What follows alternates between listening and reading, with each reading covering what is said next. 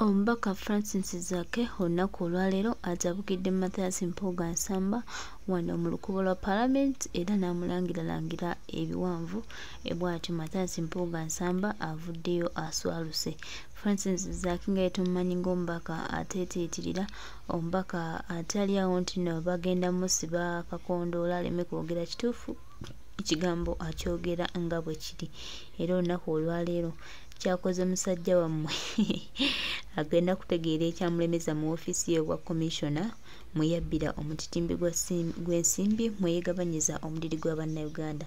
Twongera obajjukiza n'obategeeza nti bino byonna bikolebwa naye n'ababikola nabo bakimanyi bulungi nti weewaawo babikola naye bakimanyi bulungi nti bannayuganda bakoowu era bannayuganda balina okubeera nga bakufu eri enfuga yaabwe n'ebigendererwa byabwe era batambulira mu kwenkangabiriza, batambulira mu kutya, batambulira mu bibuuzo bingi. Naye tuli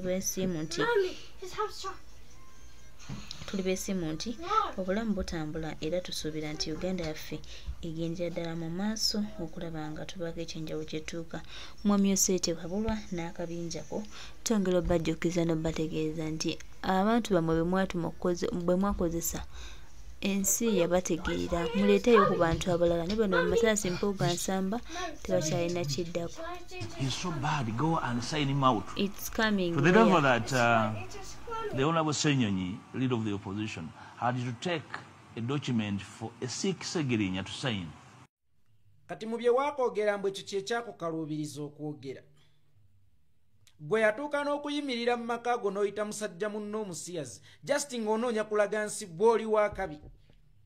Nga buli lw'okwata akazindaalo obeera ku Kyagulanyi bw'atasaanidde. Ebisaanidde n'ebitasaanidde obyogedde Mathias Mpuuga okuva Sageno lwe yaggwawo. Mbw ekyo kye kyakkalubiri ennyo okuyita mu kamwako.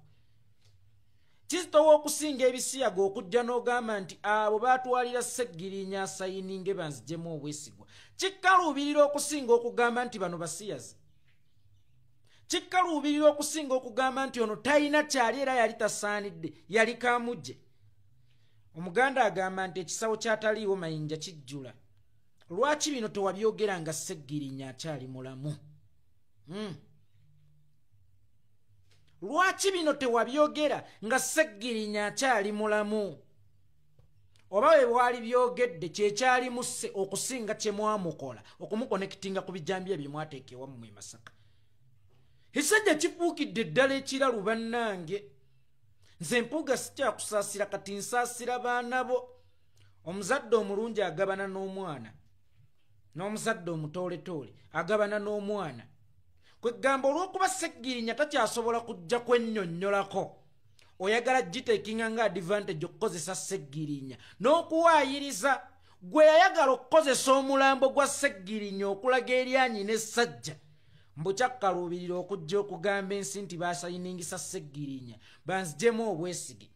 Mpuuga gy'okoma okunoonya kombaka, gy'okoma okwagala okwesika mu nnyanga, gy'ogenda okukoma okuddira ddala wansi. Nakugamba ekintu eki Mpuuga eddagala lyali limu kukkiriza na kwetondera bannayuganda ne bw'otaaliziza. Eby'essente bitegeerekeka. Eby'essente bitegeerekeka kizibu nnyo omuntu okufuna miliyoni 5 ne ziba nga zikyali awo, naye at least walinoonyezza engeri gy'ocommunicatinga n'abantu n'okubeetondera n'obeetondera naye wasooka n'ozeewakana ku CBS siryanga ku ssente.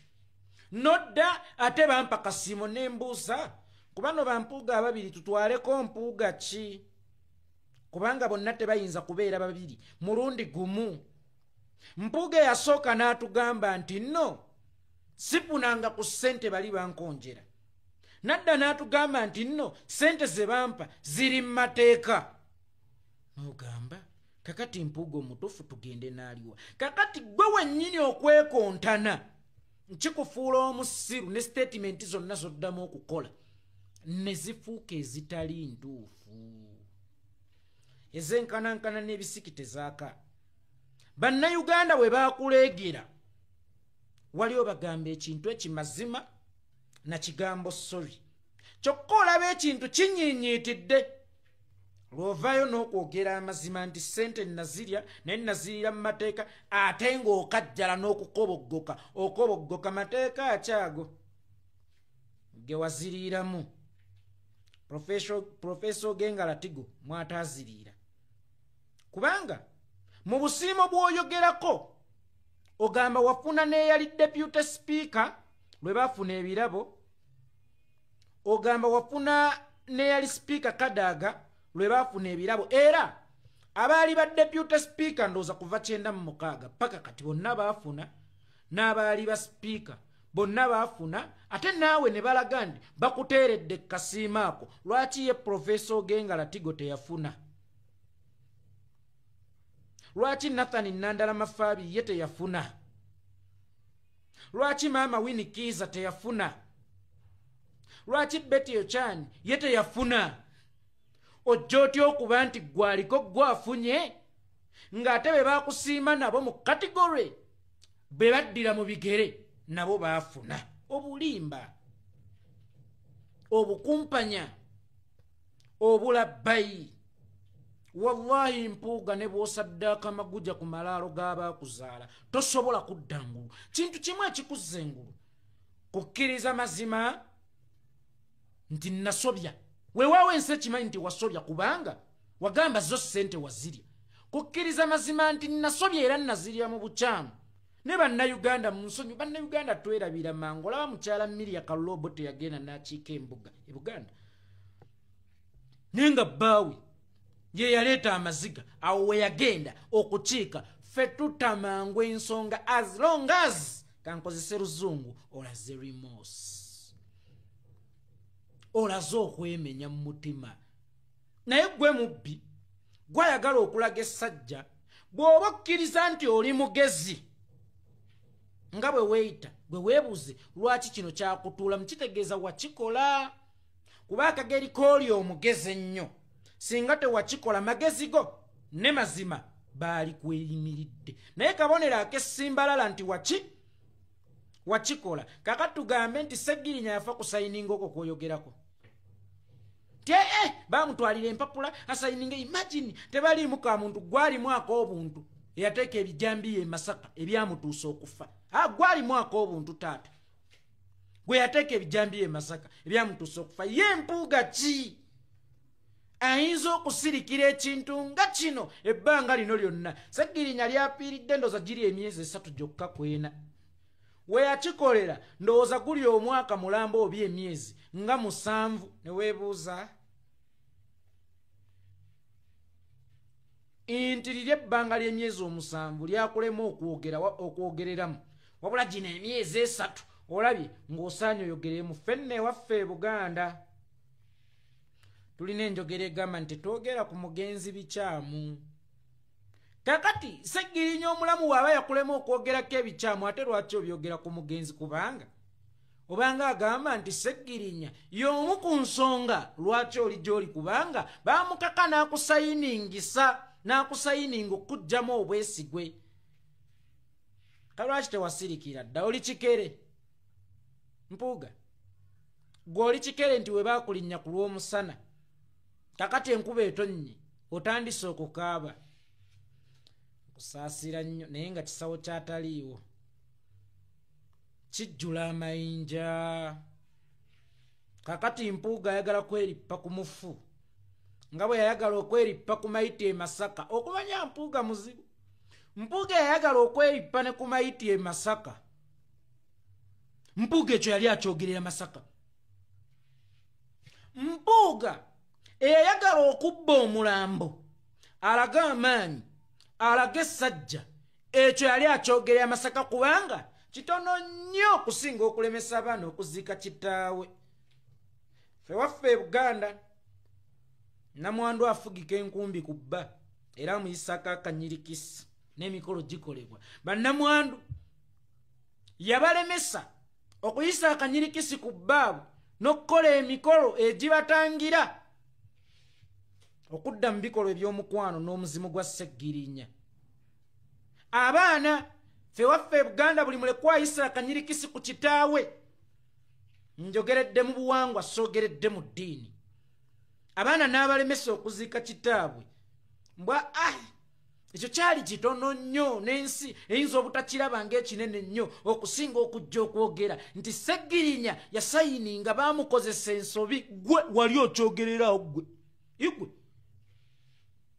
wali okyogererawo mpuuga gwe mmanyi kati ne Kazambi bw'aba amuyisaawo amuwuuta mpuuga ono ali wansi mu nnyanga bbira asobola n'okwekwata ku kitengejja asobole okubbulukuka okuvayo wansi gyagenda okubbirira. Mpuuga essaawa eno ne bw'omugamba kukwata muwere adde engulu akikola ku bye waakakola ku bye waakayogera. Eyagaana abaana okuziika kitaabwe, eyagaana bannamwandu okuziika bbaabwe, eyayagala okujja omulambo gw'omuntu ewaabwe ewaka, eyasima entaana ey'okubiri oba eyakola akookubiri mbwe ebyo byo byali bitonotono okusinga okujja okwogera nti bali baakozesa Sseggirinya asayininge banzijemu obwesigwe. Nkuwemye Mathias Mpuuga Nsamba, nkuwemye. Singa ekyo kyali kityo, singa kyaliwo tewalirize na Sseggirinya kufa okukyogera oba awo wennyini we wategeka omukolo gwo ogw'okuziika. Sseggirinya we wa Mpuuga yaziikwa abantu 3 maama. Sseggirinya ku maanyi ge yaliko, ku ttutumu lye yaliko, obuganzi, obuweereza, okwagalwa abantu. Sseggirinya we wa Mpuuga yaziikwa abantu 3 bokka. Wali obyogereraawo igwe kali lugambo wali obyogereraawo, wali oviirayoawo. Naye Mpuuga abaana Mpuuga manyi muzadde omulungi agabana n'omwana, n'omuzadde omubi agabana n'omwana. Mpuuga statement zo zikyuse nnyo, kigenda okuleetera abaana b'okubonaabonera mu bufumbo abasajja babalangire nti kiraba obusiru bw'abeewaabwe. N'abawala abalifumbirwa batabani bo bajja bajolonga kiraba obubbi bwa kitaawe. Nabwe kityo Mpuuga okwemenya si kabonero ka butiitiizi naye kabonero ka buzira. Omusajja eyeemenya ng'ate be yeemenyera be bakama abeffe Bannayuganda babadde aweereza si kabonero ka butiitiizi, kabonero ka buzira. Nakugamba gye buvuddeko nti akagambo soolere 2345 kannukuta 5 ne kasobola okutambuza generations 5. Akagambo soolere kannukuta 5 ne kasobola okutambuza ekika kyo generations 5. Kozesanga nnyo enkola y'okwemenya lw'owulira nti gwe okoze eki osobezza, kubanga bino byonna tubikola oba weebiri. N'Empuuga amazima ogamanyi era wagenda okugogera nga kiri kikeerezi naye tewagaleeterako baluwa yeetonda, wagaleeterako lukujjukujju mbu naliira mu mateeka, bampeera mu mateeka era bansiima, n'abaali ba deputy speaker n'abaali ba speaker. Kakati then ate lwaki bo baprofeso Gengala Tigo tebabasiima lumu naawe, ba Betty Ochan, bamaama Winnie Kiza, bawafula Ogutu Philip n'abalala babaddeko balidde opposition. Lwaki bo tebabasiima naye? Kubanga we basiimira Kadaaga, we nalaba ye basiimira Ssekandi, we nalaba ye basiimira Kigongo. Lwaki gwe bakusiima omu? Oba ku balala balina osiima generation to generation nga ku bwaloopu batandikira ku ggwe okusiima. Simanya kiraalo eyo tukole ki tuveeyo. Naye nga kisawo kyataliiwo kijjula mayinja, ndowooza okusayininga kwe kwatta Sseggirinya. So si Mpuuga kuteeka bijambiya Masaka bye tumanye ebyavaako okukwatibwa kwa Sseggirinya, era nga Sseggirinya mu kkomera ye waava ekirwadde ekyamutuusa ku nkozi. Aliwo ka video ke njagala ozannya.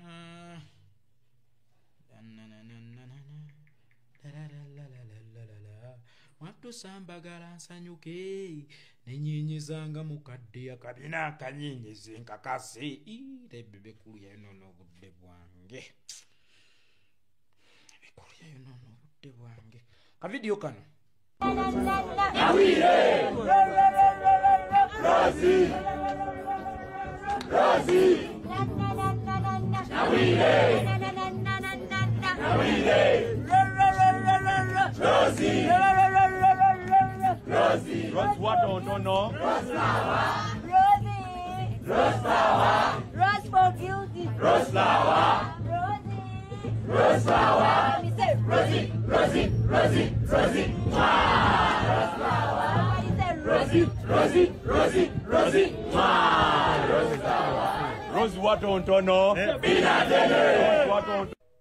Munne ku mulembe guno abayivu be basinga obutategeera. Kati ebyo n'abantu b'omukyala abakima amazzi abakyanywa n'ente tosobola kubibaleetera. Bw'oba weesimbyewo kulembera banno balage kikyogenda kubakolera sosono katemba Rose bina ddene kati bwe liba bina ddene bonna abayizi ku mubuzi bagenda kweggamanga mu eryo oba bagenda kusulanga mu eryo. Strategy yono omuvubuka campaigner wa mubuzi influencer wa mubuzi ya kijega sinnalaba ku manifesto yono muwala buli katambi kendaba Rose bina ddene Rose alimbeere